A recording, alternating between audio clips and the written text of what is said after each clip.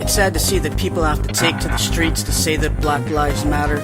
After everything that Martin Luther King died for, this trend to kill young black lives just makes me sadder. With no justice for Trayvon Martin, the 17-year-old shot by a wannabe cop, for the crime of being a young black male, and just when will this racial profiling stop? How many African Americans have been pulled over for the crime of driving while black? What do we say to the parents of Jordan Davis who will never get their young son back?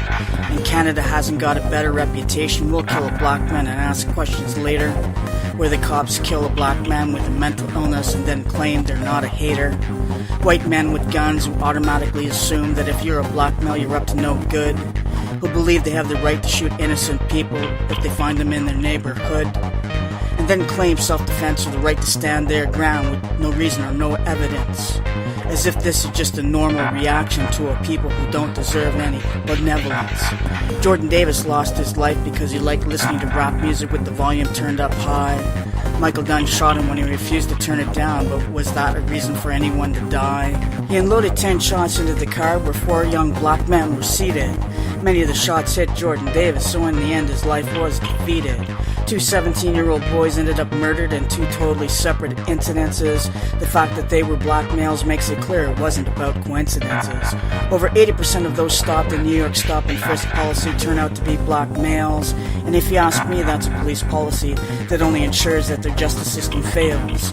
Seen as those in need of constant surveillance because after all they're believed to be natural-born criminals. The message so ingrained in the culture of whites that no one responds because it's almost subliminal.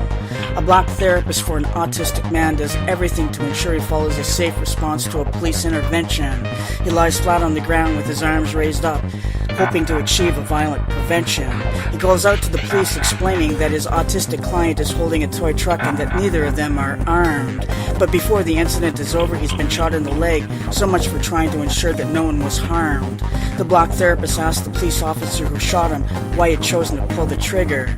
The officer says lamely he doesn't know why, but it's Miami, Florida, and the reason shouldn't be hard to figure. How long will the prejudicial hatred prevail?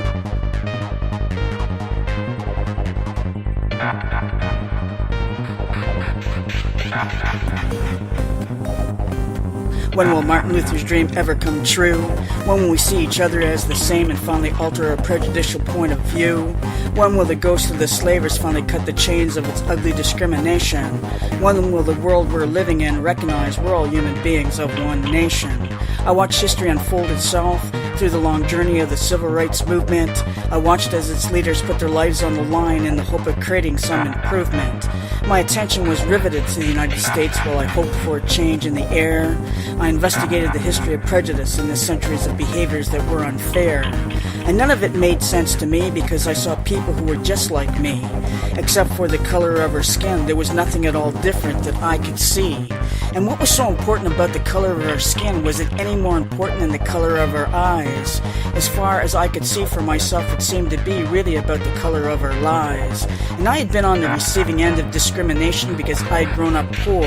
And there were times during that period where I wondered what I was living for.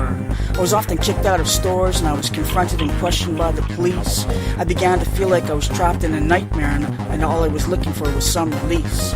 Teachers called me a liar and I was also isolated and picked on by my peers. And so my self-esteem was shattered by the abuse I suffered for years and years.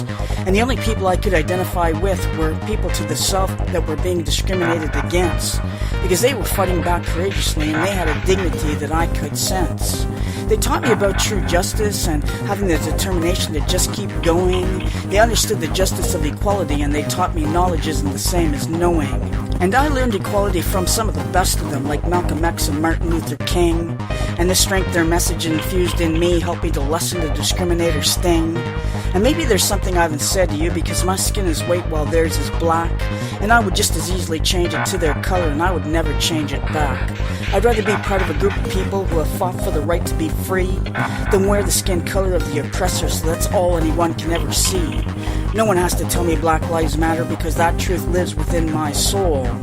And when the rest of the world finally gets it, well then maybe mankind can be whole.